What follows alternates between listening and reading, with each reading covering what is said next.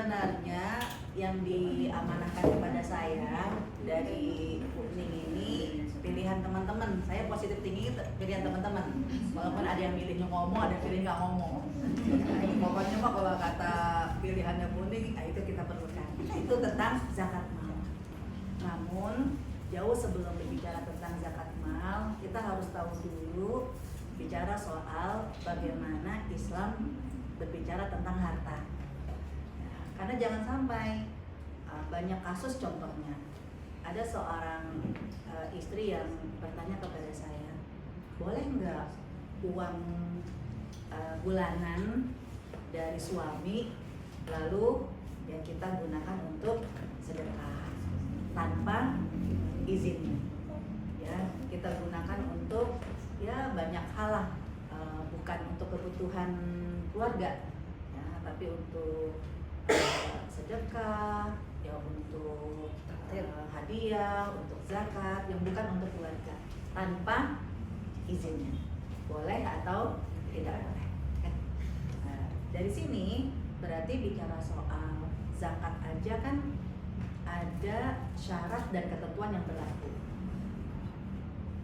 Syarat wajibnya seseorang mengeluarkan zakat itu syarat pertama apa? Selain Islam, mampu. Tandanya mampu apa? Hartanya milik sendiri atau milik orang? Sendiri.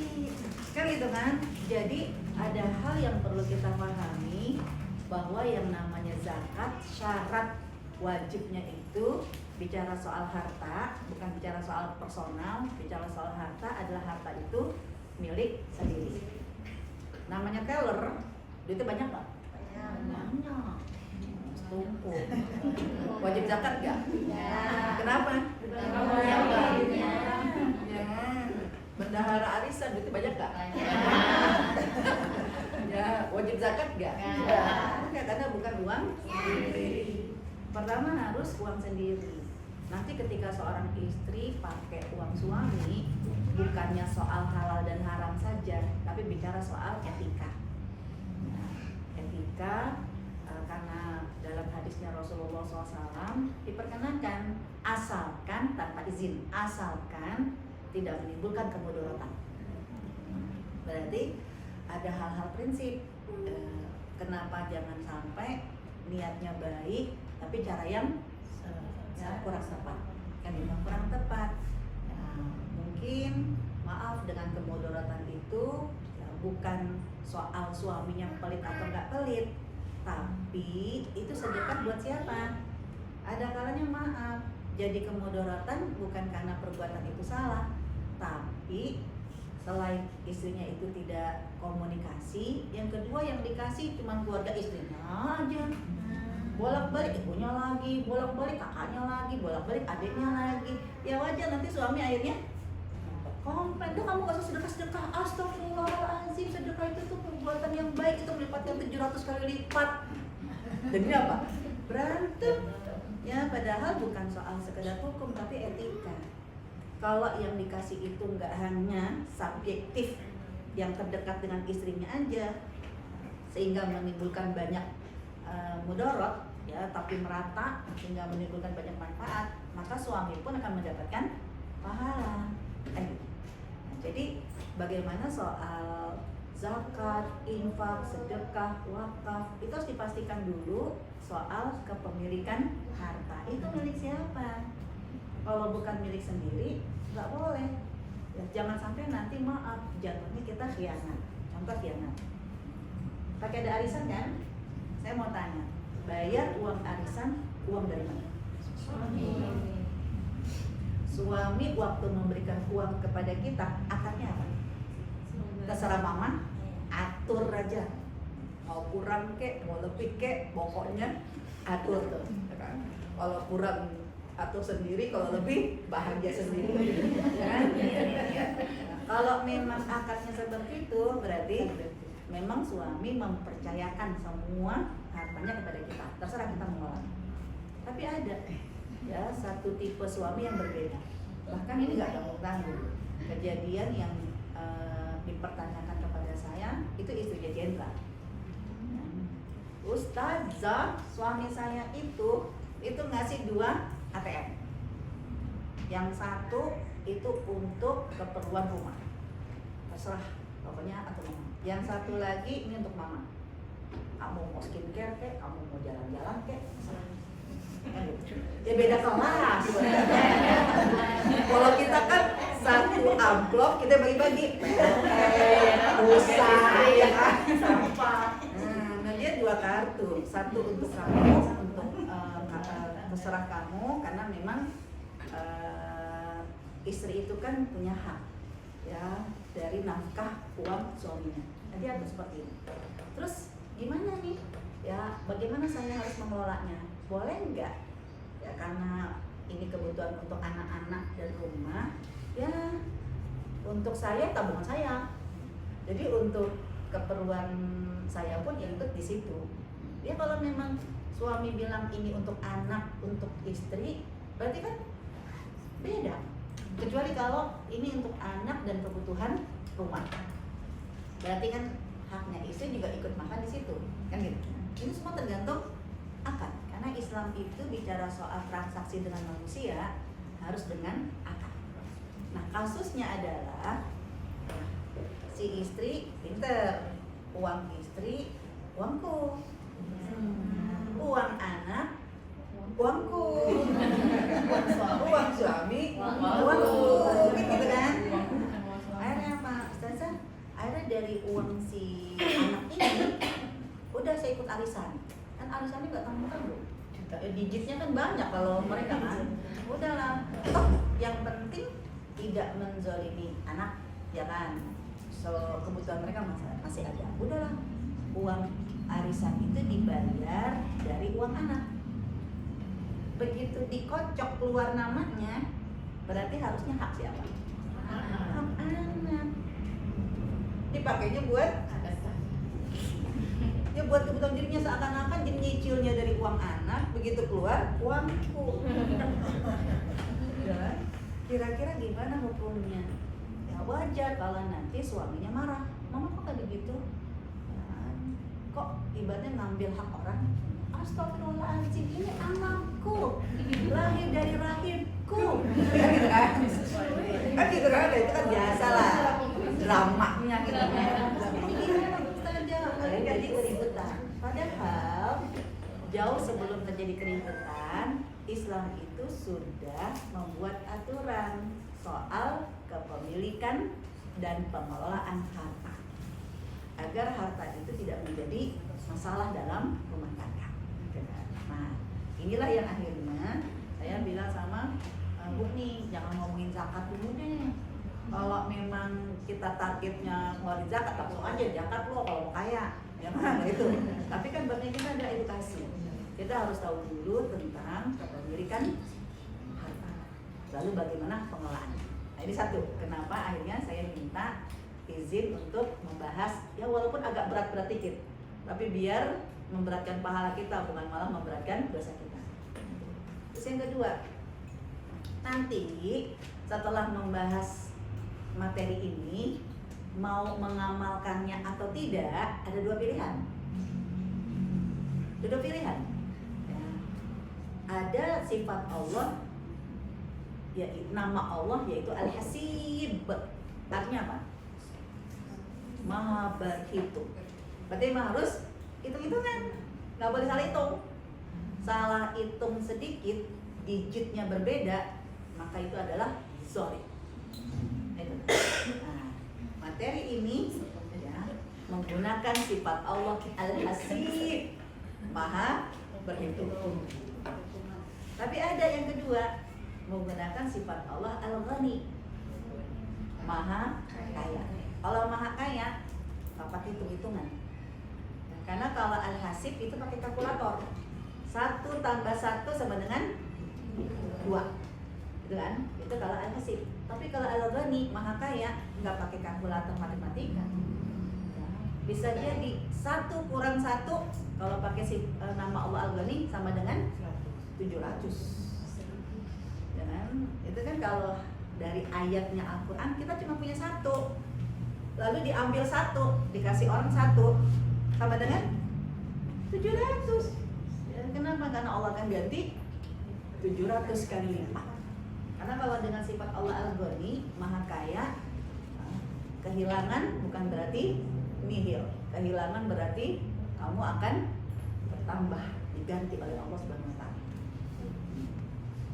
Nah, Rasulullah dengan Ibunda Khadijah yang kaya di awal pernikahannya Rasulullah dengan Ibunda Khadijah, yang kaya siapa? Khadijah. Saya bukan dalam kondisi membahas tentang sirah Rasulullah SAW untuk menjadi mindset kita, wah kok yang diungkit-ungkit tentang kekurangan Rasul, enggak. Tapi saya membahas tentang realita. Yang namanya sirah berarti realita hidupnya Rasul yang terjadi belum jadi nabi. Kalau belum jadi nabi berarti jadi sunnah nggak? Enggak. Kapan kan menjadi sunnah yang tidak boleh ya dirubah dan tidak boleh kita negatif thinking. Ketika jadi nabi, kita jadi rasul itu 40 tahun 6 bulan. Ya kan, waktu bulan Ramadan kan? Waktu Rasulullah lahir di bulan Rabiul Awal, pas umur Rasulullah di Rabiul Awal kan pas 40. Tapi wahyu itu turun di bulan Ramadan. Berarti dari Rabiul Awal ke Ramadan berapa bulan? 6 bulan. Rabiul Awal jangan dihitung, kan pas ulang tahun ke-40. Habis Rabiul Awal, Rabiul Akhir, Rabiul Awal, Rabiul Akhir, Rajab, Syaban, Ramadan. Itu 40 tahun 6 bulan. 17 hari, 17 Ramadan. Tepat tanggal 17 Ramadan, hidupnya Rasul dengan diturunkannya malaikat Jibril menjadi nabi. Tidak ada yang nafsu. Semua harus menjadi hukum. Tapi sebelum jadi nabi, contoh, Nabi Muhammad nikah usia berapa? 25. Istrinya udah pada usia berapa? Cium tangan siapa yang waktu kita nikah umurnya suaminya 25, ya kita aja 40. Dapat apa? Nggak ada kan? Tandanya apa? Itu realita sirah Rasul, tapi tidak menjadi sunnah. Rasulullah disusui oleh siapa? Halimatus Sa'diyah. Dipisahkan oleh ibunya sampai usia berapa? 5 tahun. Emang ada yang mau dari mulai, anaknya diberikan ke ibu susu baru diberi 5 tahun?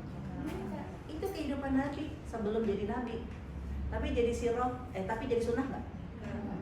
Jadi saya ingin menceritakan tentang kehidupan sebelum jadi Nabi. Nabi Muhammad sebelum jadi Nabi, kondisinya bisa baca, bisa nulis nggak? Boro-boro punya ijazah, ya kan? Baca nulis aja? Enggak. Ada nggak di antara kita yang suaminya, ya Allah buta huruf, bu ini, ya Allah, lolak banget deh. Ada nggak? Nggak ada. Berarti bersyukur di kondisi suami kita bisa membaca dan bisa nulis, punya gelar. Lihat Rasulullah itu ya ketika menjadi nabi, ketika menikah dengan Ibunda Khadijah, yang kaya siapa? Khadijah. Kan gitu kan? Ibunda Khadijah kaya raya. Karena saya mau tanya, siapa yang lebih kaya dari suaminya? Di antara kita? Ini suami saya nafkahin. Ada nggak? Ada nggak? Nggak ada kan? Semuanya dari. Berarti apa? Ya Allah, bersyukur banget. Nah, Ibunda Khadijah kaya raya. Ternyata ketika hartanya itu ya, saat dia menikah, dia menggunakan sifat Allah Al-Ghani, Maha Kaya. Gak hitung-hitungan sama suaminya. Habis hartanya untuk suaminya. Kenapa? Karena dia tidak pernah menggunakan sifat Allah Al-Hasib, Maha Baik. Tapi dia menggunakan sifat Allah Al-Ghani, Maha Kaya. Ibu asuhnya datang, ibu susuknya Nabi Muhammad datang. Nabi Muhammad agak sedih kenapa melihat kondisi ekonomi ibu asuh yang sangat ya, memprihatinkan. Ibu Nabinya menangkap itu langsung. dia keluarkan uang, dia keluarkan segalanya, tapi tidak dia yang memberi. Karena kalau dia yang memberi itu menjatuhkan martabat suami. Kasih itu, kasih ibu. Ya, padahal bukan ibu kandung, ibu susu. Ya, nggak pernah hitung-hitungan sampai habis hartanya hanya untuk proyek suami. Karena bukan sifat Allah al-Ghani. Pertanyaan saya sebelum dimulai ini materi, mau gunakan sifat Allah al-Hasib apa al-Ghani? Kalau al-Ghani gak usah pakai materi. Udah, gak usah pakai. Asik, ya kan? Siap? Udah sifat Allah al-Ghani. Nah, sebelum memutuskan lagi, kenapa ada materi ini?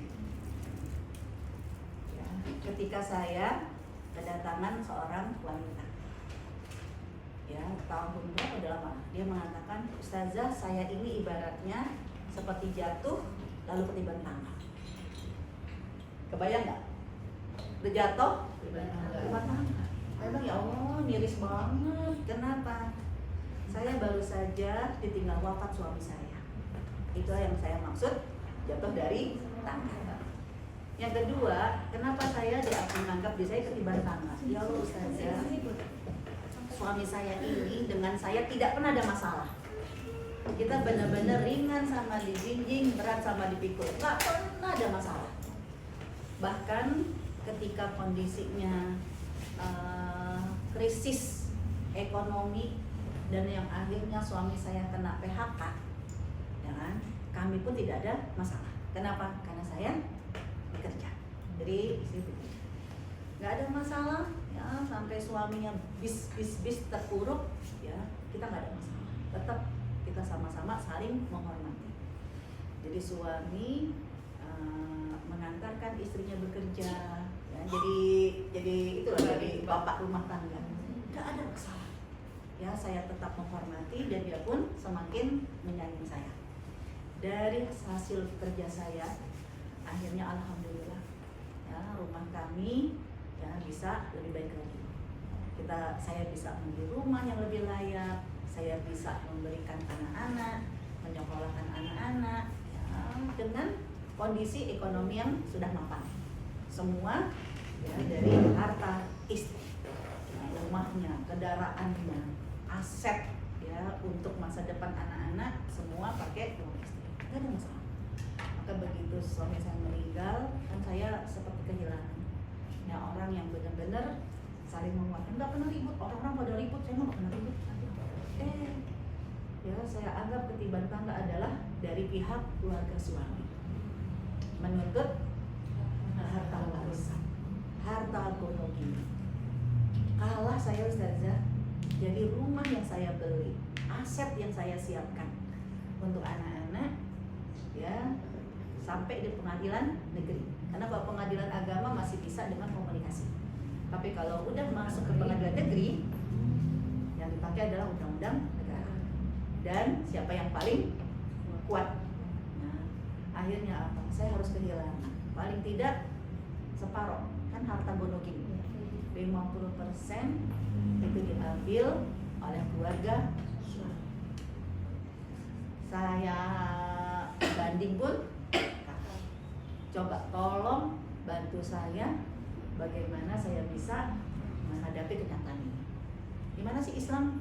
Islam katanya berdiri tegak dengan keadilan. Bagaimana keadilan? Saya bilang Islam bicara soal hukum manusia, bicara soal akad transaksi. Pertanyaan saya, tunjukkan kepada saya kalau rumah itu adalah milik ibu.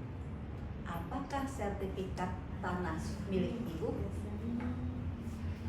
Semua asetnya milik suami atas nama suami. Baru mikir, jadi gak ya? Jangan ditawarin apa aja bisa. Ini belum mulai, ini Pak. Yang dinamakan apa? Ya Allah, ya kan? Ya, semua atas nama suami. Ya, akhirnya kan kalau harta gonogini itu 50%. Kan gitu kan? 50% menjadi milik dan nggak tanggung-tanggung. Mereka menuntut harus segera diselesaikan urusan. Itu saya anggap ibadah. Kami bilang ya Allah, jangan. Padahal dulu kami tidak pernah ada masalah, tapi sekarang ternyata masalah. Satu, akhirnya saya buatlah materi ini. Ya.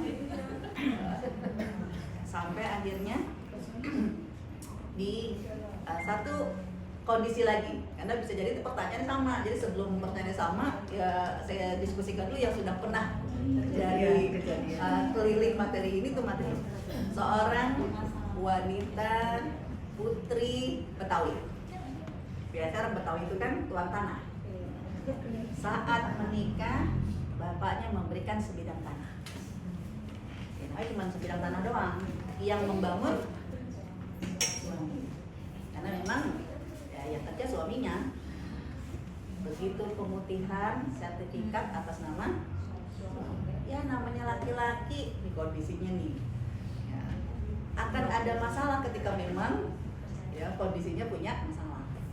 Suami dasar ya habis manis sepah dibuang. Begitu udah kaya udah sukses lupa ya kawin lagi. Diam-diam lagi kan. Marahlah si istri, udah menuntut perceraian. Pergi kamu dari rumah ini. Soalnya bilang, lo lihat siapa yang harus pergi. Ternyata itu rupa atas nama suami. Ketika istri menggugat cerai, jatuh ya keputusan pengadilan talak 3 kan. Kalau penggugatan istri kan bisa jadi diakui disetujui talak 3. Siapa yang harus keluar dari rumah itu? Istri. Bapaknya nih enak aja langkahin dulu mayat gue. Konflik berkepanjangan gara-gara ya si wanita itu tidak memahami hukum Islam. Apa mikir kan? Ada lagi ya di lingkungan yang terdekat ya, saya pernah lagi kedatangan ustazah. Dulu waktu nikah dia memberikan saya mahar dengan nominal lumayan besar berupa gram emas. Kurang lebih waktu itu 50 juta. Zaman dulu 50 juta. Akhirnya apa? Suaminya butuh modal. Dipakailah. Jadi awalnya toko obat berkembang menjadi apotik dan berkembang. Ya, begitu lagi. Kayak kacang lupa kulitnya. Kalau nggak kayak kacang lupa kulitnya aman, ya kan? Kayak kacang lupa kulitnya. Mulailah terjadi konflik dalam rumah tangga. Si istri menuntut. Berarti apotek itu milik milik istri. Lihat semua izin usahanya atas nama suami. Nggak ada sedikit pun istri punya saham. Nggak bisa balikin duit gue. Tunggu. Dan dulu waktu ngasih 50 juta itu akadnya apa? Nggak ada. Ya, yang namanya nggak ada akad berarti bisa jadi dianggap ngasih. Kalau ngasih haram diambil kembali. Ya, itu kan. Ya, akadnya minjem. Kalau minjem balikin. Sedikit pun nggak boleh minta untung. Kalau minta untung dari peminjaman namanya bunga. Tapi kan dia sukses, kami juga buat bisnis. Masa sih kita nggak kasih kata untung? Akadnya jangan minjem. Akadnya mudharabah bagi hasil. Tapi kok hitung-hitungan sih sama suami istri kok hitung-hitungan? Kalau memang mau menggunakan sifat Allah al-Hasib harus hitung-hitungan. Sehingga tidak ada konflik berkepanjangan. Sekarang saya mau tanya, rumah yang kita tinggali atas nama siapa?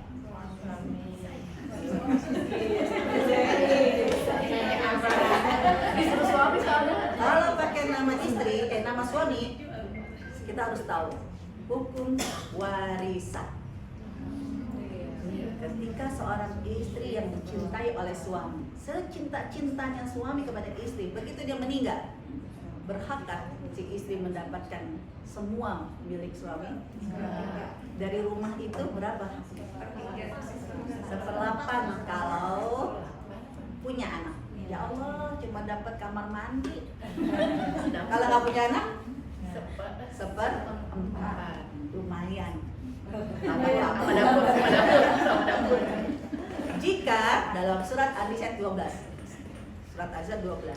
kalau ternyata si istri menguasai sampai anaknya itu besar, dewasa dan membutuhkan, Ma, ini kan rumah besar banget, Ma, udah dibagi aja warisan, dijual kan lumayan, bisa untuk modal. Apa kata ibunya? Kamu, Mama masih hidup udah ngomongin warisan. Anak durhaka kamu. Kan? Sampai akhirnya anak itu meninggal.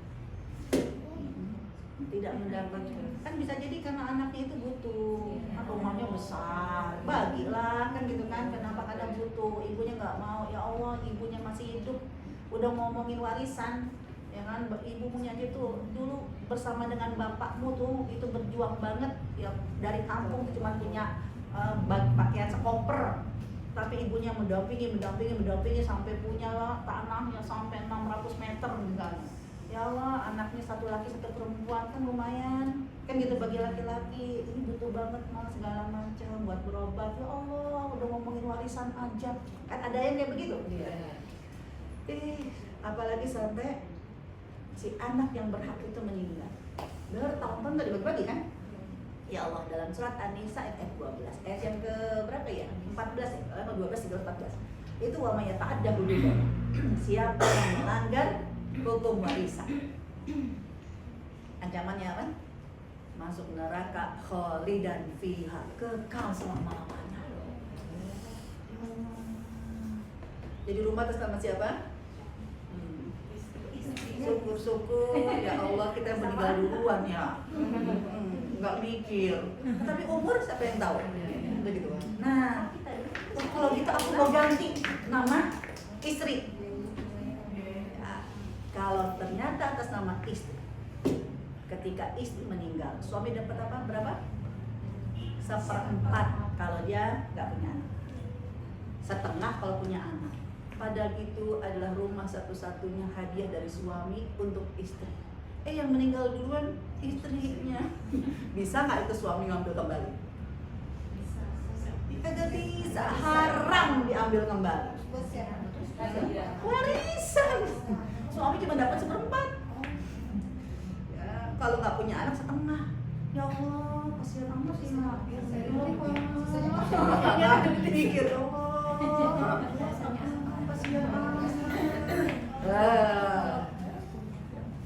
Bagaimanakah agar ketika suami atau istri meninggal, siapapun yang duluan, ternyata tidak perlu dengan hukum warisan, dan semua itu sudah diatur sama Islam.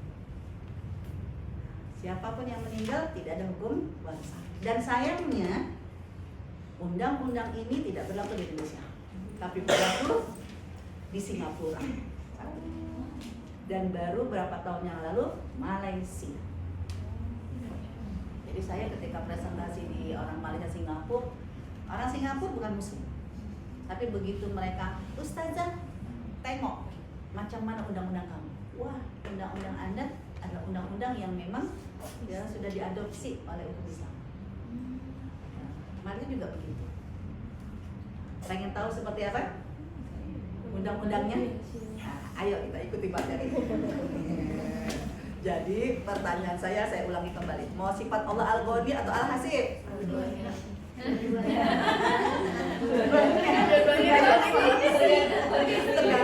Iya lah, kalau suami kita kayak Rasul. Kalau ya baru lah suami kita bukan Rasul. Iya, kalau suami kita baik orangnya, alhamdulillah suami kita baik lah, itu adik-adiknya kadang kan yang menuntut itu bukan suami tapi ipar, gitu kan? Ipar kan. Nah, jadi kalau memang kita membutuhkan materi ini, ayo kita akan pelajari secara detail. kita buka. Karena materi ini akan banyak memberikan solusi buat kita. Seperti dulu waktu kita masih kecil, apa istilahnya moto kita, kecil disayang, tua kaya raya, mati masuk surga kan gitu. Sampai lupa kan gitu kan? Moto kecil disayang, ya, berarti nggak menderita. Tua kaya raya, nggak menderita, mati masuk surga kan gitu kan? Nah inilah ya, dengan memahami kepemilikan dan pengelolaan. Oke? Islam tidak mengakui adanya harta gonoki. Nggak ada. Ya, kenapa? Karena semua harta harus ada pemiliknya. Karena setiap pemilik akan diminta bertanggung jawab. Kalau berani mencantumkan rumah atas nama aku, sama istri, siap-siap nanti nggak bergerak kaki kita sampai ditanya sama Allah selama rumah itu berdiri.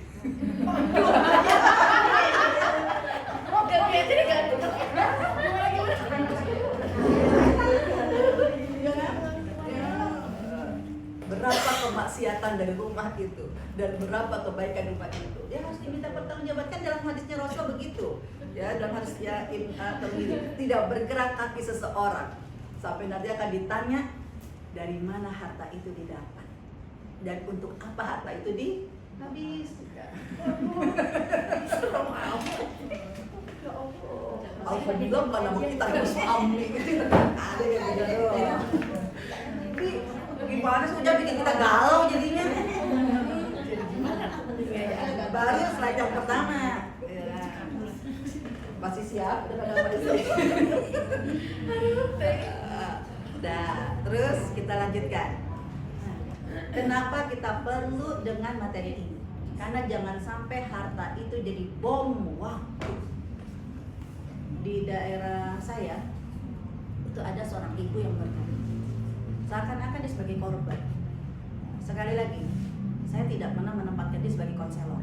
Karena kalau konselor ya bisa jadi kan hanya menampung dan menghibur. Bukan konselor.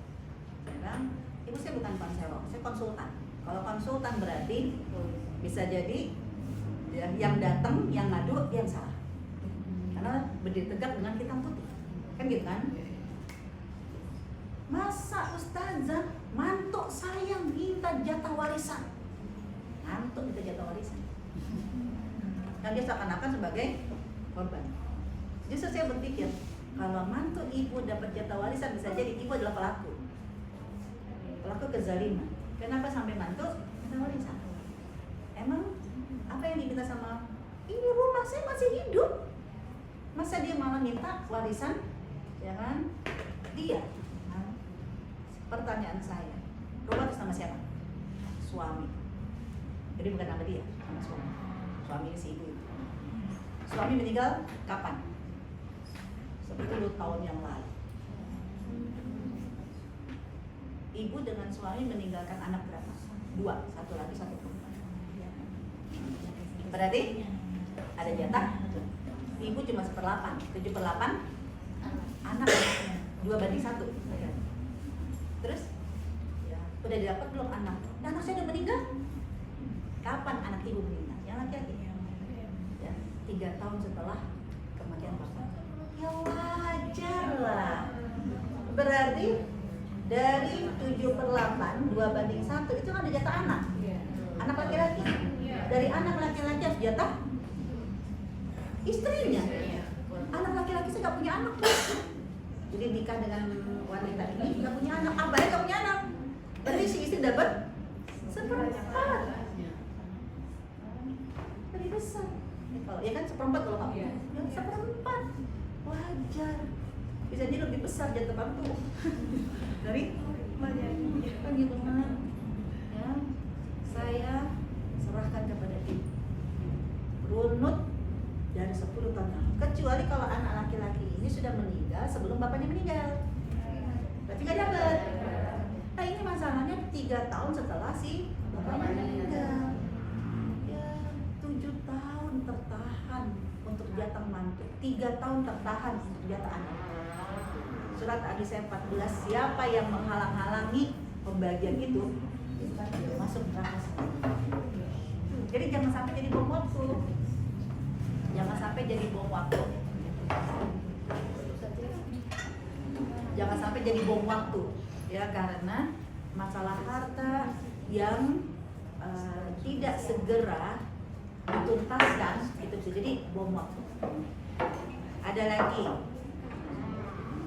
Ini banyaklah bom waktu. Nah, sekarang Islam itu sangat sayang dengan perempuan. Yaitu apa?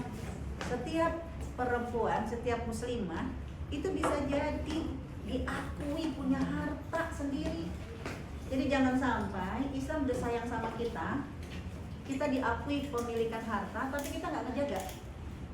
Pertama, ya, dalam surat An-Nisa di ayat yang keempat, oke lah kalau kita lihat jangan dari urutan harta, urutan asal harta, tapi dari status. Bisa jadi kita ini dapat harta dari orang tua, ya, berupa misalnya pembagian warisan, kan? Atau mungkin ya bapak ibunya sayang, ya, walaupun udah nikah dia tetap dikasih, kan? Itu adalah harta yang menjadi milik seorang perempuan. Itu dalam surat An-Nisa ke-7. Kan Allah menyebutkan gitu. Lirijali nasibum mimma tarakal walidaini wal aqrab. Bagi laki-laki punya bagian harta dari siapa? Yang ditinggalkan, yang diberikan oleh orang tua ataupun dari kerabat. Wali nisa, perempuan juga begitu. Nah, ini ada satu kasus, ya, seorang istri dapat telepon dari kampung. Nih, ada bagi-bagi warisan atau bagi-bagi panen, kan? Ini mau dikirim, jangan ke istri, kan? Ya udah. Nah, dulu, ya sekarang mah enak ada mobile banking. Dulu kan kadang yang perempuan tuh males banget, jangan kepingin cash. Ya udah, taruh deh di rekening suami, ya, karena males nggak pegang uang. Akhirnya apa? Di transfer lah uang warisan, uang panen dari keluarganya istri, harusnya milik istri, ditaruhnya di mana? Di rekening suami. Akadnya apa? Ngomong nggak? Ya kan? Kalau nggak ngomong, bahaya. Begitu suami meninggal, maka uang yang ada di tabungan disebut dengan aset miliknya. Berarti menjadi milik warisan. Ya, termasuk ketika kita ingin memberikan investasi buat anak. Kalau ternyata ya suami ngasih uang ke kita, udah kita tabung di rekening kita. Kita bukan perempuan yang rakus, enggak. Uang tabungan buat siapa sih? Buat nanti anak, ya, biar mereka nanti kuliahnya, bahkan nanti kalau udah nikah, ya jangan sampai menderita. Udah kita siapin semua ya dananya, tapi masih nama kita atau nama suami. Begitu si pemilik rekening meninggal, bisa nggak dibagi-bagi? Nggak bisa, harus sesuai dengan hukum asal. Jadi Islam itu sebenarnya mengakui bahwa kita ini punya harta dari orang tua, dan itu yang saya lakukan kepada anak saya. Jadi dulu ya suami saya mengamanahkan kepada saya, gajiku aku berikan semua kamu. Jadi ATM-nya serah kamu, tapi tolong jangan bilang matang. Ya, anak kita masih kecil, masih TK lah, namanya itu kelas 1 SD, masih kecil. Siapkan tabungan untuk masa depan mereka. Jangan sampai ya habis hanya untuk konsumtif. Ya, tabungkan untuk mereka. Nah, aku kepingin nanti anak-anak ini tidak ada penghalang untuk aset mereka masa depan. Ya udah, karena itu amanah suami saya bawa tuh anak saya, masih 2 dulu, kakak sama adik. Saya bawa ke bank, buka yang rekening QQ, tadi kan yang syariah QQ. Ya karena kan dia belum cukup umur. Udah ada ATM-nya, namanya sendiri kan. Nah, itu dia bilang ke ayahnya, ayah aku punya ATM. Nah, saya lihat dong suami saya nggak suka, ya kan? Apa ini? Uang aku, tabungan aku punya tabungan masing-masing, kan? Jadi dua-duanya saya buka tabungan. Saya dipanggil sama saya, maksudnya apa sih? Gak usah berlaku, gak usah pakai gaya-gayaan kan, kecuali kalau nilainya besar. Ini kan nyicilnya ya paling berapa, 500.000, 500.000 gitu kan. Gak usah pakai ke bank-bank gitu kan. Maksudnya aku beliinlah celengan bagong, ajarin anak itu nabung. Kalau memang kamu kepengen ya ajarin anak nabung gitu kan. Aku tuh bukain tabungan anakku bukan ngajarin mereka nabung. Itu kan pesan ayah, bahwa uang kamu harus disiapkan untuk investasi anak-anak. Ya kalau investasi gak usah pakai begituan lah, jangan. Dia bilang, ayah, aku harus menyelamatkan niat kamu. Ya, kenapa? Karena kalau terjadi sesuatu dengan aku, kan, karena dimasukin ke bank ini kan bank konvensional, karena dari perusahaannya konvensional, ya kan, dia nggak mau tanggung jawab selain ke aku. Jadi saya pindah ke syariah, kan gitu kan. Nah, ketika ada di rekening aku dan rekening saya, nanti kalau suatu saat saya nggak ada, ini uang ini nggak bisa dibagi. Mas laki-laki, adiknya perempuan, berarti 2:1. Kita nggak bisa memperlakukan yang adil, kan gitu kan? Apa kata suami saya? Kamu ngomong kayak gitu sih? Kamu kenapa jangan ngomong gitu sama? Karena suami saya bukan ustaz, suami saya audit, ya kan? Jangan ngomong gitu jangan ngomongin kematian. Nah, inilah hukum Islam, gitu kan? Udah, ya artinya ya. Terkadang orang itu ketika bicara tentang preventif jika terjadi kematian, itu langsung ngomongin kayaknya kamu mati mah kamu sakit apaan sih? Doalah kamu sehat walafiat, tapi nggak begitu. Padahal apa? Islam ini agama preventif agar yang kita inginkan. Contoh, yang mungkin sekarang bukan berupa nilai rupiah, kita ngasih motor satu-satu, kita ngasih mobil satu-satu ke anak. Ini buat kamu kuliah, ini buat kamu kerja, ya kan? Itu BPKB atas nama siapa? Kalau atas nama ya kita, maaf, terjadi sesuatu dengan si pemilik, maka tidak bisa menjadi milik ya anak itu. Karena apa? Karena kita tidak melindungi dengan akad yang jelas. Padahal Islam itu mengakui ada kepemilikan harta seseorang dari orang tua, harta perempuan dari orang tua. Yang pertama. Terus yang kedua, ya dari suami. Jadi kita ini diakui milik kita sendiri dari suami. Pertama dari mana? Ya surat An-Nisa ayat ke-4. Sambil dimakan aja. Oh ya, lagi seru. Kalau lagi seru ya.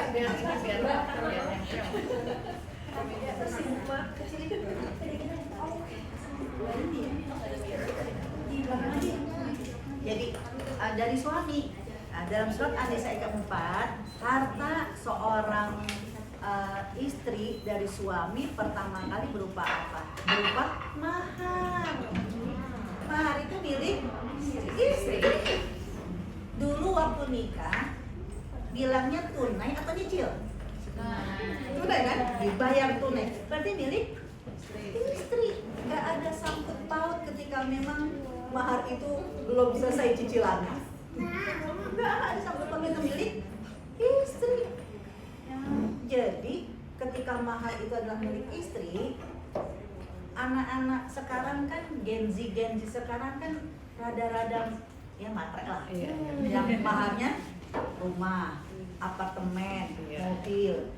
Saya bilang sama Gen Z, kamu itu kalau udah matre tapi jadi perempuan yang pinter. Jangan sampai udah matre bodoh lagi. Kenapa? Karena saya 2 kali kasus.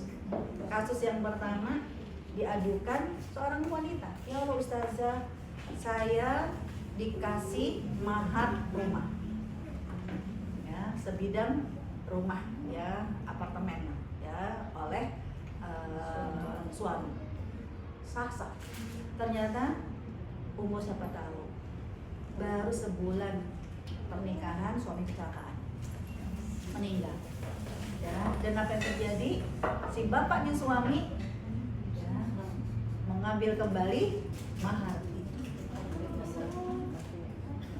Saya bilang memang waktu ijab kabul, waktu mahar yang dibawa apaan? Miniatur rumah. Kan gitu kan? Miniatur rumah. Kan gitu kan dipercantik. Emangnya bukan sertifikatnya. Ya kan? Kalau apartemen kan bukan sertifikat, ya hak bangunan. Emang nggak dibawa itunya? Enggak, jadi cuman yang miniatur apartemennya, miniatur rumahnya, ya dibayar tunai. Ya, kenapa bapaknya ngambil? Karena kasus berikutnya kan bapak, ya iyalah ustazah, masa saya berikan kepada si mantu yang ibaratnya enak banget, ya udahlah saya kehilangan anak, saya kehilangan rumah, saya harus nyicil 10 tahun. Ternyata itu apartemen, ya karena bapaknya berpikir nggak apa-apa lah maharnya rumah, toh nanti yang tinggal juga sama anaknya, sedangkan anaknya tidak cukup kualifikasi untuk cicilan rumah. Mau kamu yang nyicil bapaknya. Setelah baru sebulan udah meninggal, ya kan? Masa untuk mantu, udahlah saya kehilangan anak, kehilangan rumah, 10 tahun saya harus nyicilin untuk mantu. Ya, ini kan berarti apa? Gengsinya si perempuan itu ya udah lama mereka kagak pintar. Padahal dalam Islam yang namanya mahar adalah milik istri, nggak boleh lagi diambil kembali. Kalau mau minjem tergantung istri ngasih apa enggak, ya kan? Kalau istri nggak ngasih, jangan bilang pelit loh, itu juga dari gue, ya kan? Sesuatu yang sudah diberi larang diambil kembali. Ya, kalau dilihat di buku pernikahan tertulis nggak itu sertifikatnya nomor berapa? Enggak, cuman ya maharnya adalah sebidang rumah, sebidang apartemen, begitu doang. Ya orang buku nikah kecil banget, ya tertulisnya kecil banget, nggak disertakan sertifikat. Ya, berarti kan masalah ini bukan karena Islam itu tidak memberikan hukum yang adil, tapi wanita itu sendiri ya tidak memahami perlindungan dari Al-Quran, termasuk ya nanti setelah itu barang-barang apapun dari suami itu adalah milik istri, karena sesuatu yang sudah diberikan haram diambil kembali, kecuali dari orang tua ke anak itu boleh diambil kembali. Nah saya pernah nih, ini pengalaman saya pribadi ya, anak saya ya mengingatkan saya tentang hukum ini ya, walaupun dengan bahasa anak. Jadi waktu kakak sama adik itu SMP ya, yang laki-laki cuma bilang sama saya, "Nih, beliin dong aku akuarium." Saya bilang, "La ilaha illallah, akuarium udah di sini, minta lagi tuh akuarium." Saya bilang, "Gampang, belilah pakai duit sendiri." Kan gampang gitu kan, pakai duit sendiri. Yang perempuan lagi, "Ini aku beliin jilbab dong." Dulu masih zamannya Robani, "Beliin jilbab dong, 6." Pakailah duit sendiri. Saya bilang gitu kan. Apa kata mereka? "Ya Allah Mi, sadar ngapa sih Mi? Uang kita tuh kemana Mi? Uang kita itu sama Umi." Saya bilang, "Astagfirullahaladzim, yang mana uang kamu sama Umi?" Gitu kan. Ingat nggak Pak Mi? Dulu waktu emas sunat.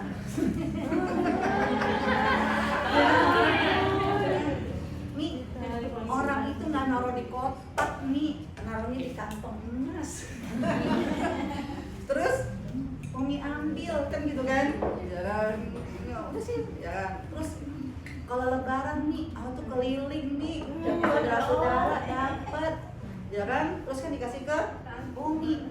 Saya merasa bukan orang yang bersalah. Saya bilang, "Ya Allah Mas, Mbak, uang kamu buat apa sih? Ya, emang buat Umi? Enggak, buat kamu. Ya, buat sekolah kamu, buat makan kamu, buat kebutuhan kamu." Dibalas sama anak saya, "Nih, soal sekolah, makan, kebutuhan itu kewajiban. Tapi uangku, Kenapa? Itu titipan. Kan angkatnya nitip nih. Tapi dia kan, alah gitu hitungan apa katanya? Ah, Umi mah gak amanah. Begitu saya dibilang gak amanah, saya bilang kan Umi yang ngomong, katanya orang terus amanah. Ayo apa? Mas, Mbak, sini duduk. Jalan, Umi nggak mau kalau kamu bilang Umi tidak amanah, itu ngeri nanti bertanggung jawab di akhirat. Ya, maksud saya tuh biar dia mengikhlaskan gitu, ya kan? Gitu. Nih, orang yang tidak amanah itu ada hadis Rasul. Ketika Rasul mengatakan, "Atadruna ma muflis, tahukah kamu orang yang bangkrut?" Punya pahala sholat, pahala, ya kan? Tapi ternyata dia bangkrut karena dia tidak amanah kan? Harta-harta orang ya tidak dia kembalikan. Itu nanti di akhirat itu ada namanya tiang gantungan. Nggak mau orang yang tidak amanah nih, begitu dia mau masuk ke dalam surga, tertarik. Kenapa? Dulu dia punya hutang piutang yang belum dibayar, hak orang lain yang tidak dikembalikan. Umi nggak mau, ini nanti Umi digantung. Ya jangan sampai antara anak sama orang tua ada ikatan yang tidak amanah. Jangan tolong Umi. Saya pikir akhirnya dia mengikhlaskan. Ternyata tuh anak, Allah mengajarkan kepada saya belajar dari anak. Akhirnya apa? Mas, kasihan Umi daripada digantung. Ingat gak Mas? Ya, ternyata apa? Anak itu ketika menitipkan uang lebaran, ingat nominalnya. Mereka tuh uangnya dipinjam sama kita, ingat. Kita aja ya. Saya bilang ingat gak? Ingat mah dek. Sampai nominalnya baca apa? Ya dalam hati saya ngasih hadis dikirain dia kasihan, udahlah maafin gitu ya. Tidak dilupakan. Ternyata kasihan. Ya nanti daripada Umi digantung, ya kan? Lebih baik kita selamatkan Umi. Jangan kita harus hitung-hitungan. Wah, kenapa orientasi jadi begini? Udah selesai tuh nominalnya sekian. Aduh gimana ya? Ya kan? Maksudkan saya ingin mendidik mereka juga, ya jangan sampai hitung-hitungan sama orang tua, gitu kan? Ya, tapi hadis itu jangan nggak nyampe. Justru dia karena saking sayangnya sama saya, jangan sampai saya digantung. Harus jelas hitungannya. Udah begitu udah jelas hitungannya, total. Waduh, saya harus punya negosiasi. Mau kasih hidup bisa bernegosiasi. Kan kalau udah mati kan repot. Udah biasalah drama, ya kan? Dia bilang, Mas, Mbak, ini nominalnya besar banget. Umi nggak punya duit segini. Kalau memang kalian menuntut Umi bayar seperti ini, ya udah nanti Umi mau izin sama ayah. Umi mau jadi TKW. Jangan dia sebulan jadi TKW gede, nanti Umi kasih deh gajinya. Jangan dong Umi, jangan jadi TKW. Ya gimana sih Umi? Jangan ya. Ya ada satu cara kalau kamu kepingin, yaitu apa? Kita bernegosiasi. Gimana caranya memutihkan? Kan gitu kan? Apa katanya? Umi sih kan aku cuma bilang minta dibeliin akuarium. Mungkin uang aku. Kata Umi sih aku cuma minta dibeliin 6 jilbab. Udah saat itu juga saya bawa ke tukang Dah selesai di rumah. Adek, Pak, waktu itu masih adek. Jilbab apa? Roban ini, ayo pilih 6. Ya kan? Setelah itu saya langsung, ya Allah tolong saksikan. Tidak ada lagi antara aku dengan anakku gantung-gantung. Utang, titip menitip. Ya, cuma sudah itu. Makanya anak yang ketiga saya belajar dari kakak-kakak. Yang sama Mama Kaira tuh kan gitu. Nih aku nitip, enggak. Kalau kamu membutuhkan penitipan, Umi kasih uang, Umi kasih dompet, jaga sendiri. Kamu harus menjaga uang kamu sendiri. Tapi kalau kamu mau ngasih ke Umi, maka Allah akan ganti rezeki lebih banyak untuk kamu.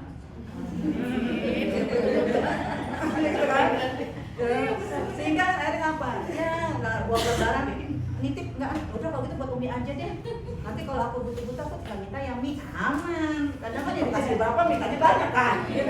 Kan kita nggak pernah hitung-hitungan. Ya dia cuma ngasih 500.000, kita seneng banget. Walaupun ternyata bolak-balik mintanya banyak tuh. Jadi mulai anak yang ketiga saya tidak lagi pernah hitung-hitungan.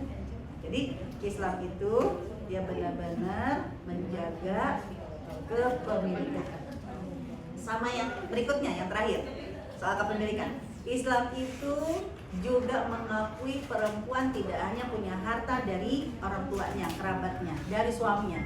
Yang ketiga ada siapa? Hasil usahanya sendiri. Itu surat An-Nisa 32. Sampai Allah bilang begitu. Dimulai dengan wala tatamannau, jangan kamu iri hati dan dengki. Bagi laki-laki punya bagian dari usahanya, bagi perempuan punya bagian dari usahanya. Jadi usaha itu kan tergantung. Ada yang mungkin usahanya itu dari bisnisnya atau dari ya berbagai macam pekerjaannya, itu usaha. Nah, kalau memang sudah seperti ini, tolong yang menjadi milik kita akui sebagai milik kita. Yang bukan milik kita jangan diakui. Contohnya apa? Uangku, uangku. Apakah uang suami uangku? Tidak. Sebagian uang suami baru milik aku. Nah, sehingga yang tidak bekerja segala macam bukan berarti akhirnya tidak ada kepemilikan sendiri. Karena dari uang suami ada nafkah yang Allah suruh kan berbeda. Ya, dalam surat Al-Baqarah 233 itu wa 'alal mauludi lahu, bagi seorang ayah wajib menanggung apa? Istri dan anak. Jadi memang ketika suami ini udah percaya sama kita, berarti kalau kita kepingin ada aset buat kita sendiri dari uang suami itu, ya ada diklasifikasi mana uang kita, yang nanti uang kita ini akan menjadi aset. Nanti mau beli emas lah, ya mau segala macam. Kadang itu nabungnya enggak, sekarang trennya kan bukan nabung rupiah kan, nabung emas. Ya gitu kan, keluar yang mulia kan, ya gitu kan. Itu kalau memang itu dari uang kita maka itu menjadi milik kita. Karena emas itu nanti akan menjadi harta warisan. Jangan bilang kalau kita beli entah nggak jelas dari uang siapa, kan ya dari uang suami jadi harta suami. Ya, tapi kalau aku kan nabung dari uang yang kamu berikan kepada aku, ya mana yang jatah aku berikan untuk ya investasi ya dengan emas itu, apakah dengan nyicil segala macam, maka itu menjadi milik kita dan itu benar-benar dijaga. Kenapa? Karena Islam sekali lagi agama preventif agar kepemilikan setiap orang dilindungi dengan baik. Jangan sampai begitu terjadi huru hara baru, ya Allah, ya Allah, ya Allah, gitu kan. Padahal dari awal Allah bilang, ya wahai manusia, inilah hukumnya Allah. Nah ini ya menjadi kepemilikan. Nah, untuk pengelolaan to be continue aja. Tapi yang tadi kasus-kasus tadi itu ada solusi. Karena pengelolaan itu ada yang sifatnya produk, ada yang sifatnya habis konsumtif, ada yang sifatnya investasi. Maksudnya bukan investasi akhirat ya, investasi dunia. Kalau yang konsumtif, Allah bebaskan. Sekalipun dengan zakat, sedekah, infak, Allah tidak pernah menuntut nominal yang besar. Zakat yang wajib aja berapa? 2,5%. Berarti 97,5% itu terserah kamu mau gunakan untuk apa. Jadi yang 2,5% aja itu yang Allah minta sebagai wajib, dan itu pun sudah ditentukan siapa konsumennya. 8 orang kan, ya fakir, miskin kan gitu. Tapi yang 97,5% ya itu buat apa? Jangan sampai tidak menjadikan nilai kebaikan atau habis hanya untuk konsumtif aja. Jangan makan nanti kita kepengen anak-anak kita, masa depan kita ya itu ibaratnya jadi konflik dan bermasalah. Maka 97,5% pengelolaan yang berikutnya Allah berikan solusi. Kamu mau digunakan untuk investasi seperti apa agar nanti tidak ada masalah ketika kamu meninggal. Contohnya apa? Jika seorang suami cuman punya rumah satu-satunya, kayak saya lah, sama suami saya, ya kan? Saat ini kan rumah kami cuma satu saat ini. Semoga yang berikutnya ada lagi. Satu. Dan saya menyampaikan kepada suami, ya karena sensitif banget kan, dia bilang agar tidak menjadi masalah dalam siapapun yang wafat setelah ini. Kalau Islam ada 2 pilihan. Warisan itu hanya berlaku bagi mereka yang waktu masih hidup 97,5% nggak pernah dikelola. Apa sih namanya harta warisan? Warisan itu adalah harta yang ditinggal oleh mayat. Berarti diambil lagi kepada pemilik, yaitu Allah. Makanya Allah ketika seseorang itu meninggal nggak pernah mengelola waktu masih hidup, berarti kembali milik Allah. Nah, Allah yang bagi itu. Nah, kalau kita kepingin apa yang contoh rumah ini tidak menjadi warisan, tidak menghitung 1/8 dan 7/8, maka ada pilihannya, yaitu dengan akad macam-macam. Nah, ada yang namanya akad hadiah. Di rumah ini dihadiahkan, misalnya dari suami dihadiahkan ke istri. Pasti resikonya, ya, setelah diberikan kepada istri, ternyata istri meninggal duluan. Suami boleh nggak ngambil lagi? Nggak boleh, haram, kesianan. Ya kan, udah baik kasih kita rumah, kalau kita meninggal duluan, dia cuma dapat ya setengah kalau nggak punya anak, 1/4 kan gitu kan? Apa kata suami? Nggak asik. Ada lagi yang kedua, dan ini yang dipakai sama orang Malaysia dan orang Singapura. Namanya akad rukbah. Rukbah. Nah, akad rukbah. Akad rukbah itu ketika seorang pemilik mengatakan, aku berikan, nah akad itu rumah suami. Nah, katakan yang rumah saya itu suami saya dari orang tuanya, ya kan? Jadi ketika suami mengatakan kepada istri, aku rukbahkan, aku berikan rumah ini kepada kamu selama kau masih hidup. Kalau kamu meninggal lebih dahulu, rumah ini dari aku. Kalau aku meninggal lebih dahulu, rumah ini menjadi milik. Dan tidak ada pembagian warisan sampai keduanya tidak. Yang gitu. Nah, menariknya di Singapura yang non Muslim sebelum Malaysia baru berapa tahun, ya kan?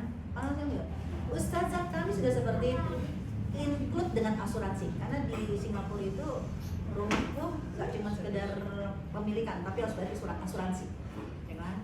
Itu kepemilikannya berdua, ya kan? Sehingga salah satu meninggal, maka tidak dijadikan warisan, dia akan kembali kepada yang masih hidup, berikut dengan asuransi.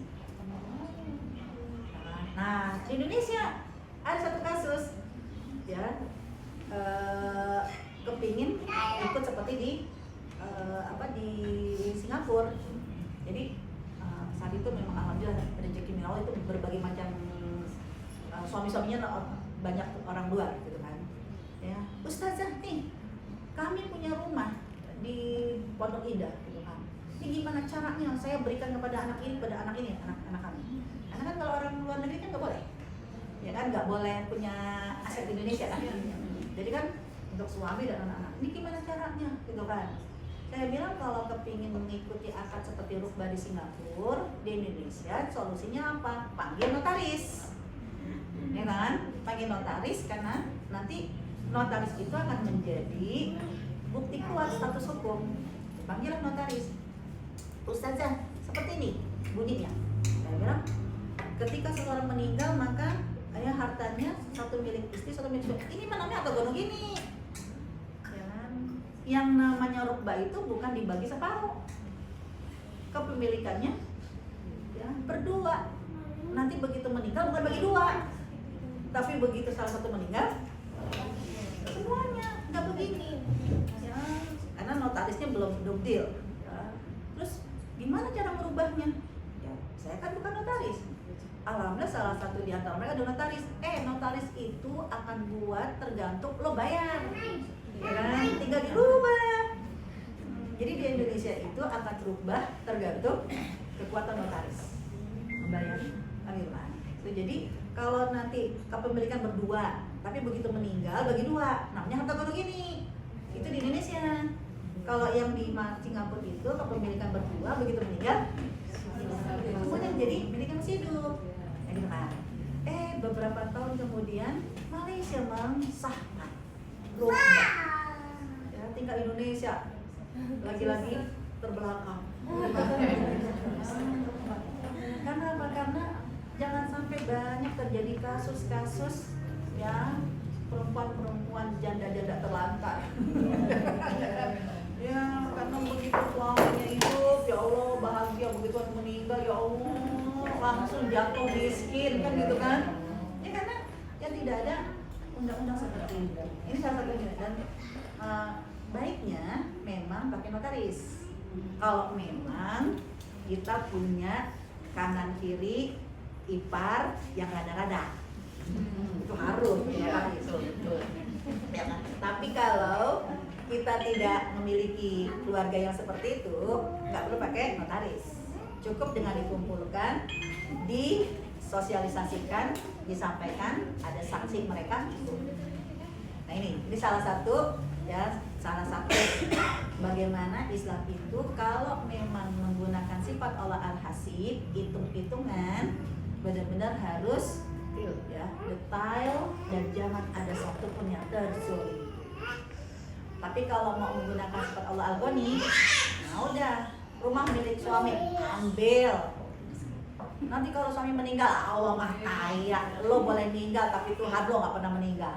Nah itu Allah yang Allah mah kaya, kan gitu kan? Ya Allah tidak pernah meninggal, ya kan? Nggak pernah. Ya kamu bisa jatuh miskin tapi Tuhan tuh akan selalu kaya raya. Itu kalau menggunakan sifat Allah Al-Ghani. Ya kira-kira inilah ya salah satu dari sekedar pemanasan, karena jangan sampai udah dingin. Dan, karena ini ibaratnya masih berlanjut, ya kan? Saya baru sekedar membuat wacana aja, ya moga-moga bermanfaat. Ya, assalamualaikum warahmatullahi wabarakatuh. Ibu-ibu silakan yang mau bertanya. Satu, dua. Ayo langsung kan. Banyak masalah harta lagi warisan banyak. Iya, soalnya masalah beginian sih. Iya, boleh. Saya catat. Cepat dulu. Yang mati tadi satu, terus dua, ada lagi mak? Tiga, empat, lima. Saya catat. Apa saya catat? Bagi-bagi duit. Ayo. Gak apa-apa. Memberikan hadiah kepada temannya, tapi itu bilang bahwa bisa kasih gitu. Oh, Itu kita juga bilang yang berdua saya sih bilang saya nggak menerima kalau misalnya ibu saya nanti malah ditanya kok belum didakatin, jadi niat saya sama kakak kita akan mengeluarkan zakatnya, cuma itu juga bingung ya dari kapan, karena perolehannya itu udah sedikit-sedikit. hadiahnya berapa apa? Mas, Emasnya berapa gram? ya ada lah. Ya, karena kalau jadi harus jelas dulu emasnya berapa gram, diberikannya kepada berapa orang. Diberikannya, jadi kan anaknya 4, yang perempuan 250, Totalnya 250. 250, terus yang anak laki-laki 100. Oh, berarti semuanya udah wajib zakat kan? Karena kan minimal 86. Jadi perolehannya itu memang, jadi biasanya tuh misalnya ada yang susah jual emas dibeli, jadi tidak seragam gitu, ada maksudnya perolehannya dapatnya ini di tahun berapa, ini di tahun berapa gitu. Jadi Enggak, waktu itu aja, waktu dikasihnya. diberikannya, Waktu diberikan. jadi hitungkannya bukan dari dulu. Enggak. Kalau yang dulu-dulu itu kewajiban ibu. Iya, maksudnya kan kita juga pengen berarti kan ibu tidak mengeluarkan kewajiban kan yang dulu. Nah, kita kan mau mengeluarkan juga yang dulu gitu loh. Oh. Makanya itu kalau yang sekarang kan gampang, udah tahu kan. Jadi kan itu perolehannya kan sedikit-sedikit gitu kan, dari tahun 70-an gitu. Waduh. Hitungnya gitu. Iya. Oke.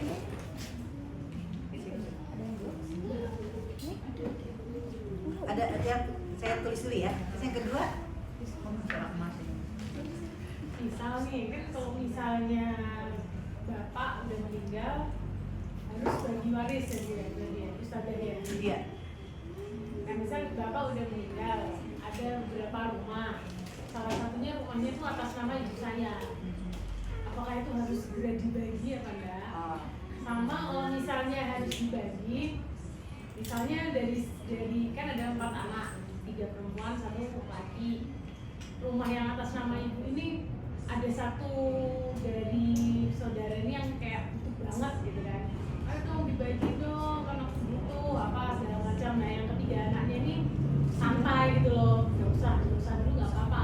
Yang satu yang butuh banget ini pengennya kayak ayo dong ayo dibagi, dikeluarin gitu.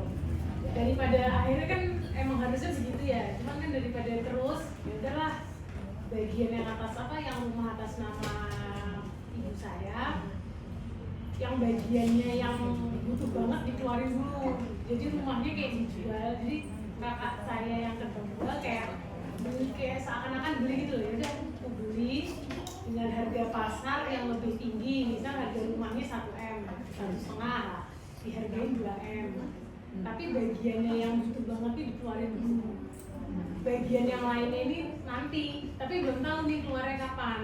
Nah maksudnya saya apakah boleh udah dihargain, tapi yang lain-lain ini belum tentu cairnya itu 5 tahun lagi, apa 10 tahun lagi ini belum tentu. Tapi yang pertama aja dulu bagian yang saat ini dikeluarin dulu.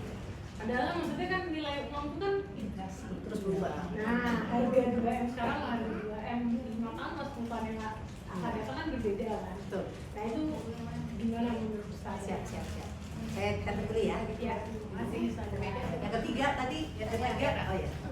Ini yang banyak duit.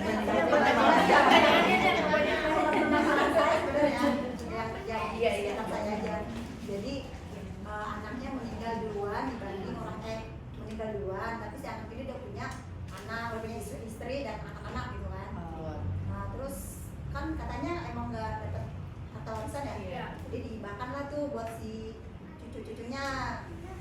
Pas sekarang cucu-cucunya udah besar nih, udah berkeluarga keluarga, mereka menuntut minta warisan. Nah tapi yang si orang tuanya, si kakeknya masih neneknya udah meninggal, jadi ke saudara-saudaranya gitu saja. Karena katanya di hukum negara itu warisan itu jatuh ke cucunya gitu. Itu gimana saja? Iya.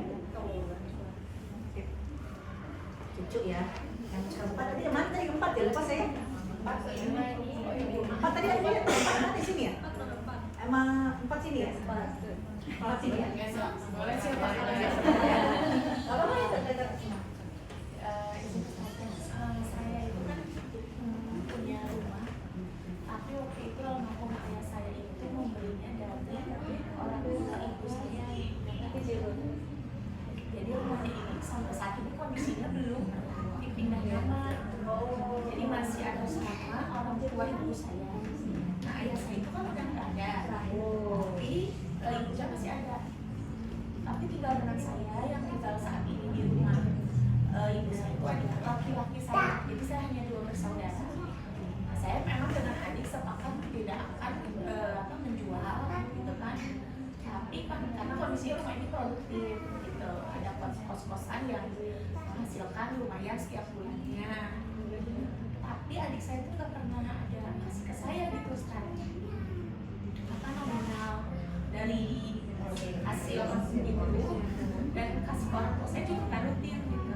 Iya, siap. Udah berduit semua berarti. Oh, sudah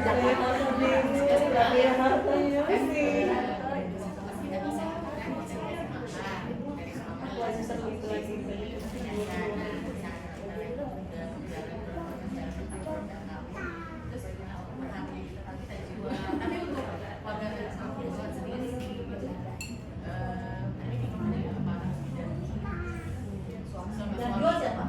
Suami. Sip.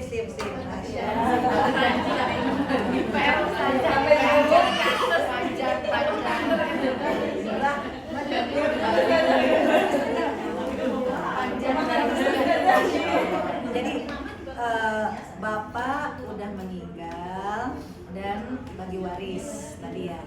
Salah satu rumah itu jauh sebelum bapak meninggal sudah sama istri, gitu kan? Tadi yang nomor 1 siapa? Salah. Nomor dua salah. Ya, hadiah ke anak, ya kan? Jadi nomor 2 ini ya. Sorry, nomor 1. Jadi nomor 1 hadiah ke anak perempuan, tadi emas ya, belum dizakatin oleh orang tua. Masalahnya begini, emas wajib zakat itu sudah terhitung dari sejak umur emas itu 1 tahun dan berjumlah minimal 86. Artinya ibu masih ada? Berarti kalau ibu masih ada, biasanya nih kita coba bantu dengan merunut cerita sejak kapan ibu punya banyak emas, kan gitu kan? Itu dulu, sejak kapan? Anggaplah dari tahun 75 misalnya, 75, itu berarti 50 tahun. Nah, itu kita tahu dulu, mungkin ibu tahu, oh iya dulu kan ibu waktu tahun ini tuh beli emas. Biasanya itu kalau orang tua tuh suka ingat, jadi kita ajak alur ceritanya dulu. Kenapa? Karena nanti emas itu yang sudah dizakatkan di tahun itu, ketika tidak berkurang di tahun yang berikutnya, itu bukan berarti hanya saldonya aja yang dijakatin, kembali dari hitungan total net dari gross semuanya. Kenapa? Karena tandanya dia adalah orang yang kayaknya istiqomah. Karena ada orang yang mantan kaya. Jadi tahun 2024 kamu punya banyak emas sampai 100 gram emas. Rumah. Nah 2005 habis. Jadi mantan kaya.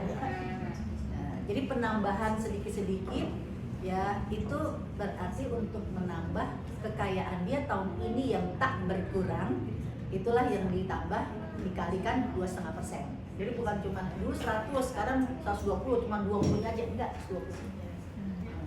Nah sekarang hitung dulu sebelum dikasih ke anaknya, hitung dulu dari sekian ratus atau sekian ribu logam mulia atau emasnya dia, kok zakatnya 2,5%. Wah besar sekali, bayarlah dengan emas itu. Jadi sebelum dibagi ke anak-anak, bayar dulu dengan emas itu ya, dengan nominal uang yang ada. Nah sisanya itu baru diberikan kepada anak. Begitu. Kalau kepingin melindungi agar dosa-dosa orang tua yang dulu belum ditunaikan, ya kita badalkan. Apalagi kan anak-anaknya bisa jadi mereka paham soal agama. Jadi dan itu cuma diserahin, ya gampang. Jadi dari nominal uang, nominal emas yang ada, dihitung berapa zakatnya, dikurangi dulu dari emas itu. Nah, itu dapat zakat emas. Jadi kan materinya zakat kan? Jadi dari dikurangi dari emas yang ada, baru setelah sisanya dibagi ke anak-anak. Terus yang kedua tadi ya, bapak udah wafat, ya banyak rumah, satu rumah milik ibu. Nah milik ibu selama ibu masih hidup tidak boleh diotak-atik. Berarti dia milik nama ibu. 3 rumah yang lain itu baru namanya warisan. Kalau yang atas nama berarti yang atas nama bapak itu baru dan bisa dikatakan warisan. Nah sekarang gimana mau baginya, kan bisa jadi nggak semua membutuhkan hal ini, apalagi bisa jadi aset. Rumah itu kan bisa terus. Nah yang caranya gimana? Ya sejak bapak itu meninggal, tanah yang ada kepemilikannya kan bukan nominal uang, tapi luas lahan. Dah, ya jadi 3 rumah itu dibagi dulu berapa jatah anak masing-masing. Ya berarti kan kalau laki-laki dengan perempuan 2/1. Ibu juga dapat dari 3 rumah itu, ya kan? Jadi 3 rumah itu dibagi dulu ibu, istri, dan anak. Ya, dengan nominal sekian ratus meter, sekian ribu meter, langsung bagi. Oh, ini jatahnya anak dapatnya sekian ratus meter, yang kedua 100 meter. Itu nominal itu.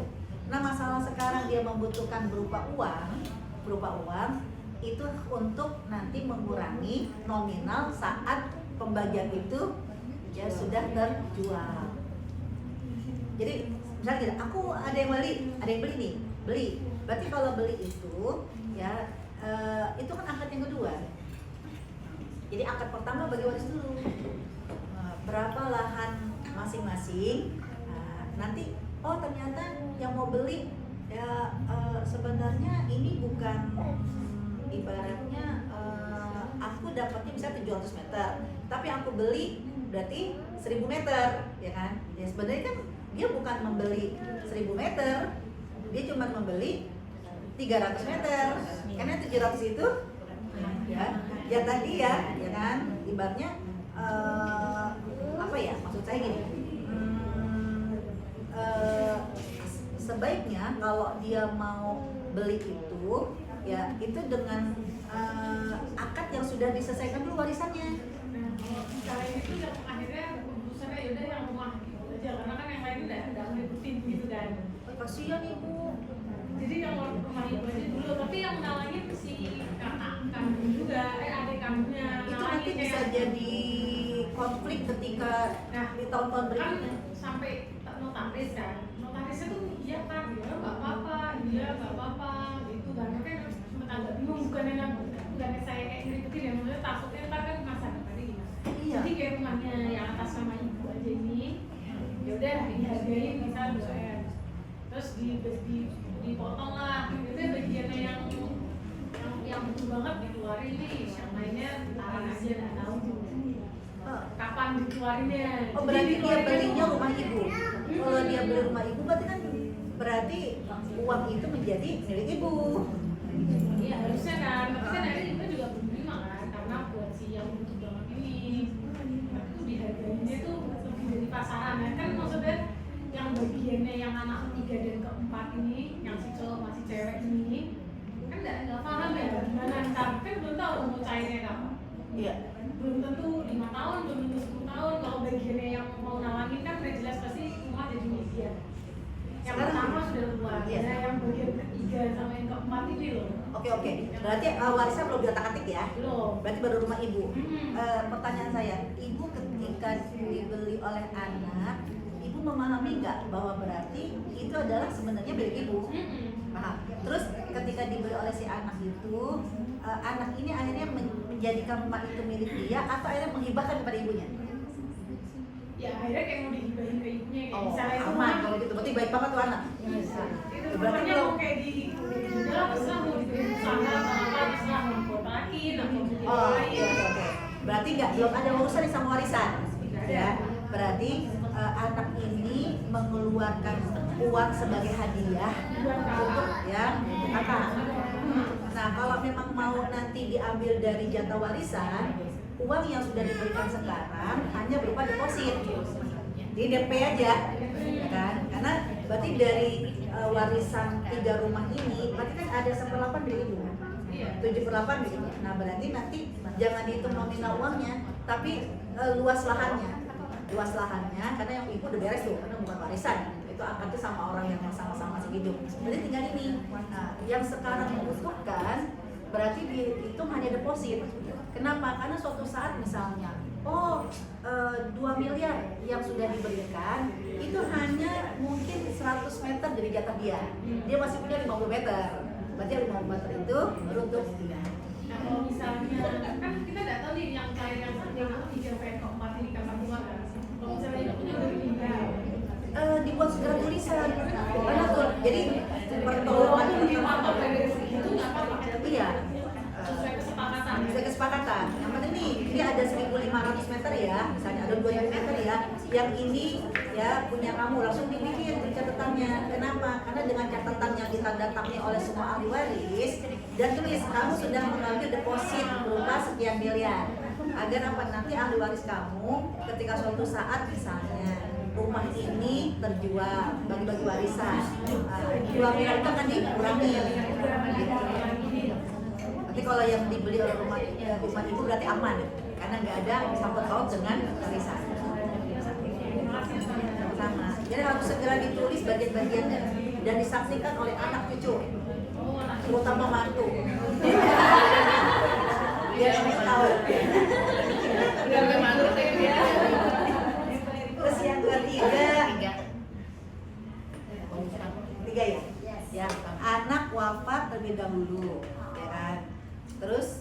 melahirkan cucu. Kira-kira cucunya dapat warisan apa enggak? Kan gitu kan. Karena sekarang cucunya nuntut, padahal dulu udah dikasih. Nah, yang harus kita pahami dulu, cucu apakah dapat warisan atau tidak dapat warisan dari kakeknya ada syaratnya. Misalnya apa syaratnya? Anggaplah si kakek ini punya yang meninggal anak laki-laki. Punya saudara laki-laki nggak? Punya.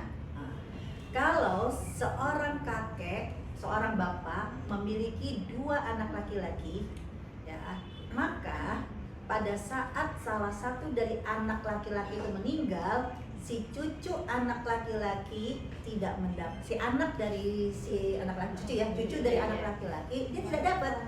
Kenapa? Karena terhalang anak yang laki-laki yang masih hidup yang lain. Kapankah cucu dapat? Ketika si kakek tidak memiliki anak laki-laki, dia memiliki anak perempuan yang meninggal yang laki-laki, maka cucu ke laki-laki dia bisa mendapatkan.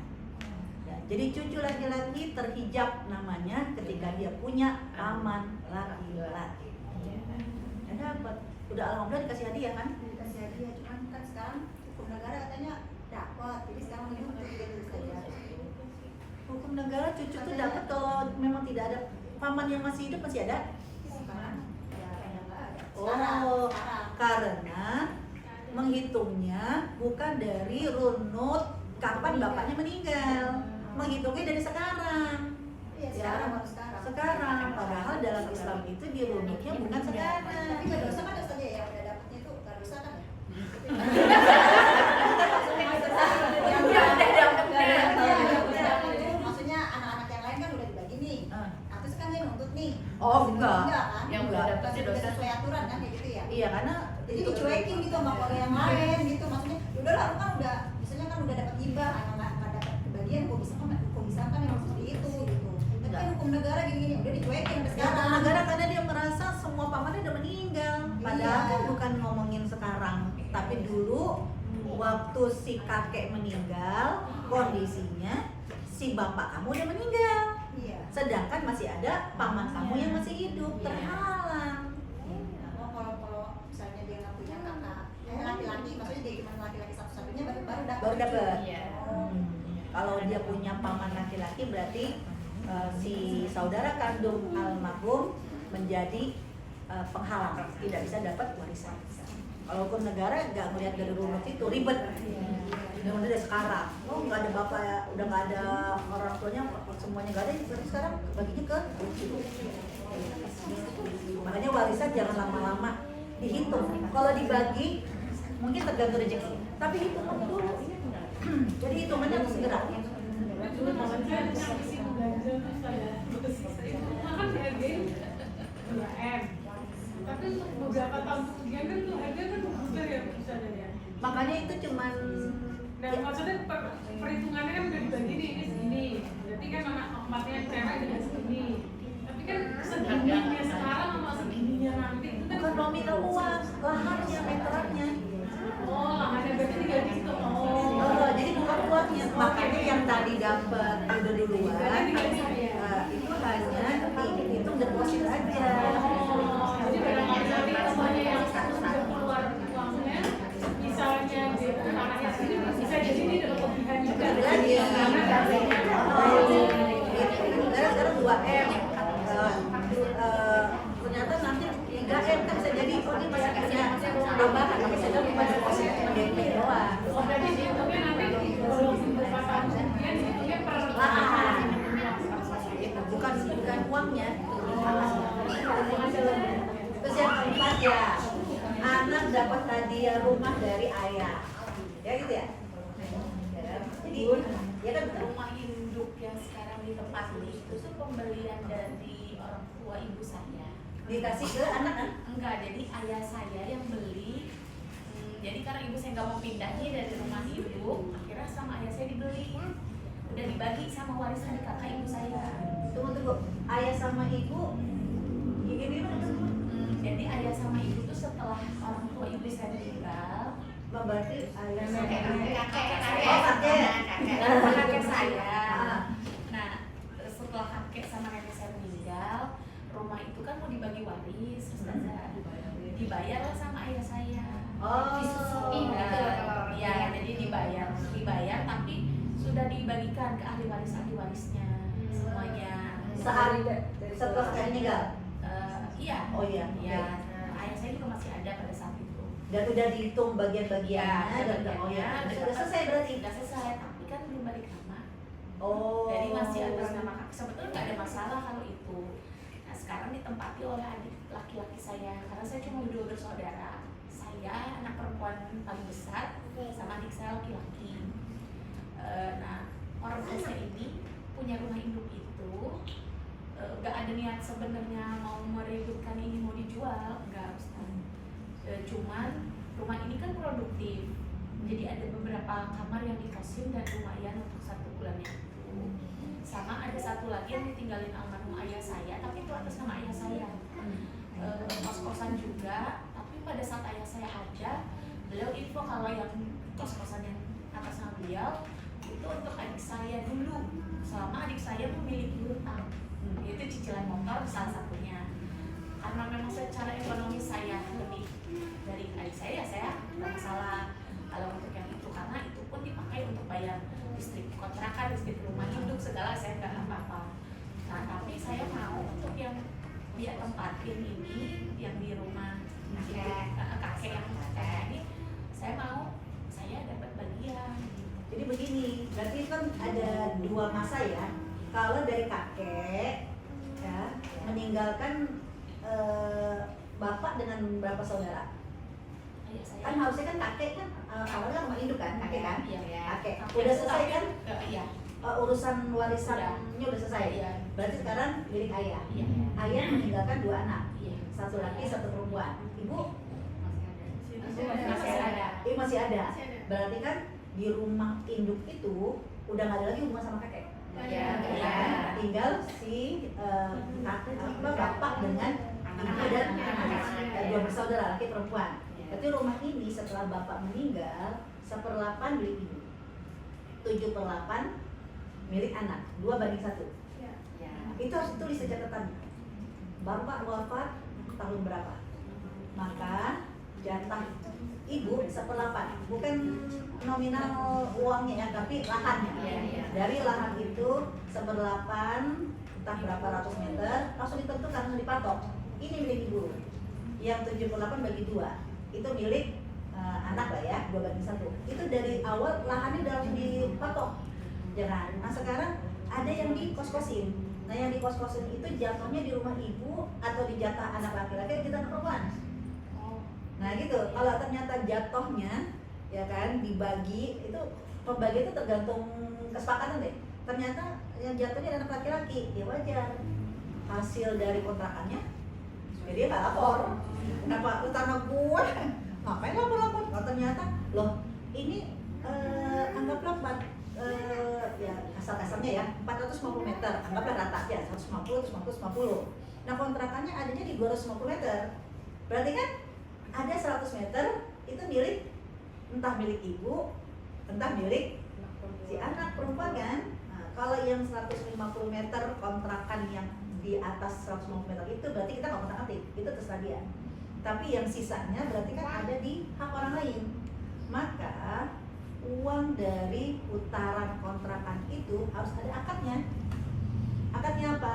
Ya, operasionalnya bisa jadi ambil dari uang itu, tapi keuntungannya harus dibagi kepada si pemilik tanah.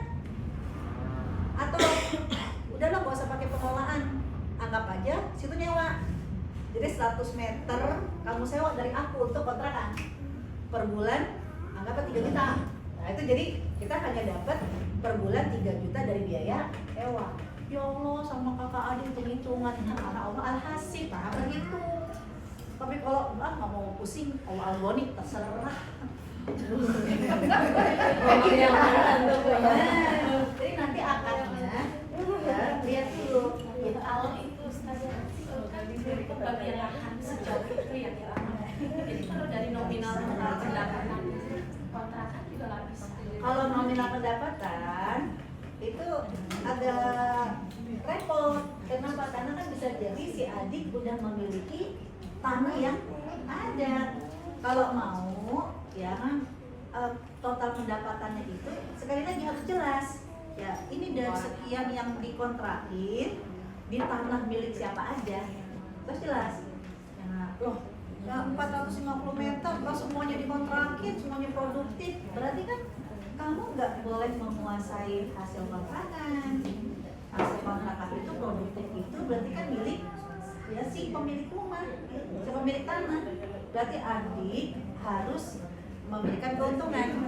Kayak apa keuntungannya? Bisa dengan murabahah, sewa menyewa. Ya udah, anggap aja kamu nyewa tanahku dan tanah ibu untuk kontrakan, untuk kos-kosan, ya anggaplah 3 juta per bulan. Berarti dapat keuntungannya dari penyewaan. Tapi kan kita sebetulnya dengan rumah itu sepakat nggak dijual, Ustaz. Kan produktif di ini kan disewakan kan? Iya, tapi itu di rumah induk itu nggak ada lahan tersendiri untuk kos-kosan. Jadi adanya di dalam rumah kos-kosan. Iya, itu harus jelas dulu, makanya dibagi yang mana tempat kos-kosan kan gitu kan? Jadi kalau memang ternyata karena apa, milik dia itu dia berhak mau apa-apa, dan milik ibu dan anak perempuan juga berhak mau ngapain, karena udah diakui sebagai milik masing-masing. Itu saya bilang kalau menggunakan sifat olahan hasib ya harus hitung-hitung. Kalau nggak hitung-hitung kan kita jadi ngeganjel. Oh enak banget, udah lah nggak menguasai lahan atau keuntungan, kita nggak kecipratan sama sekali. Karena kita kan ya udah gitu. Ternyata memang semuanya dianggap hitung-hitungan, berarti ya udah kalau gitu semua dihitung biaya sewa. Jadi biaya sewa total semua dari operasional keuntungannya itu bagi rata. Kenapa? Karena dianggap biaya sewa. Jadi total keuntungan berapa? 10 omset kita 10 juta sebenarnya. Udah 10 juta untuk operasional 5 juta, tinggal 5 juta. Kalau gitu 5 juta bagi rata. Karena untuk biaya ya penyewaan. Gitu. Yang terakhir begitu banyak lampu ya. Yang satu emas, yang satu rumah. Terus yang berikutnya lagi tadi mahar. Ya, maharnya emas. Ya. Terus iya, dijual sama suami. Ya kan? Iya. Dijual sama suami. Pertanyaan saya, waktu ngasih suami buat dijual mahar, anaknya apa? Katanya diganti nanti. Berarti minjem. Suami mengganti ya kan?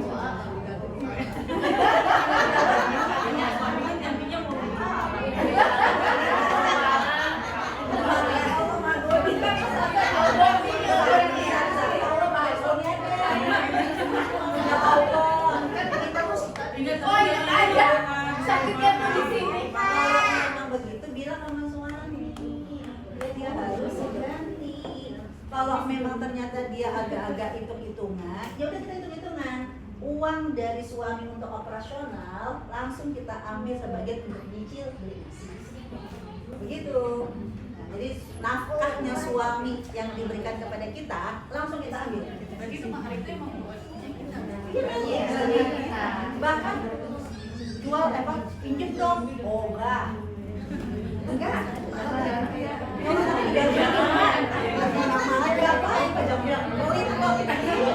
Uang mas milik kita mah terserah.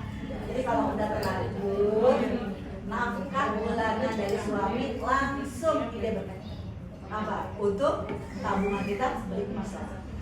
Dan begitu nanti dapat emas itu jadi milik kita. Jadi itu kita dapat pahala, ya kan? Pahala ya mencicilkan hutang suami dan suami di sini. Begitu. Jadi cicilan dari sekarang berapa nominalnya dihitung kira-kira berapa.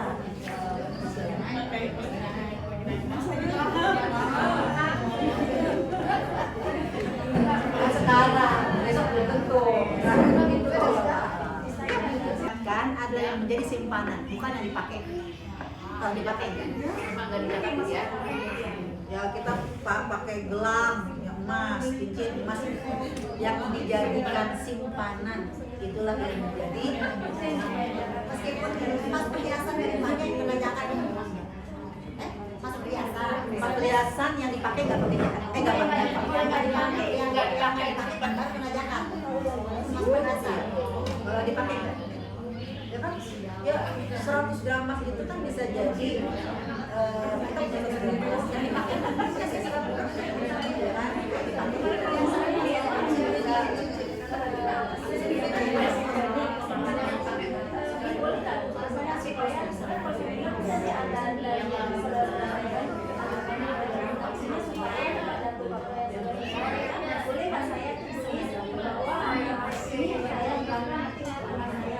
Waktu masih sehat walafiat ya.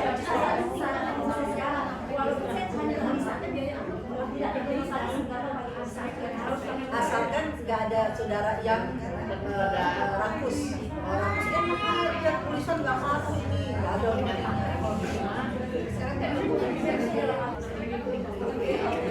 Masya Allah. Nah, terakhir banget, saya titip ya, jangan sampai nanti sampai rumah, apa kata suami sampai, lo ngaji di mana sih? Ingat, ya kan? Ada 2 sifat Allah, ada 2 nama Allah, ya kan? Sebelum nanti menyampaikan kepada suami, peluk dulu cium, ya kan? Jangan langsung beli stiker, ya ini punya aku. Pemilikan. Jangan sampai nanti ya Bu Ning langsung dikomplain sama para suami, ya kan?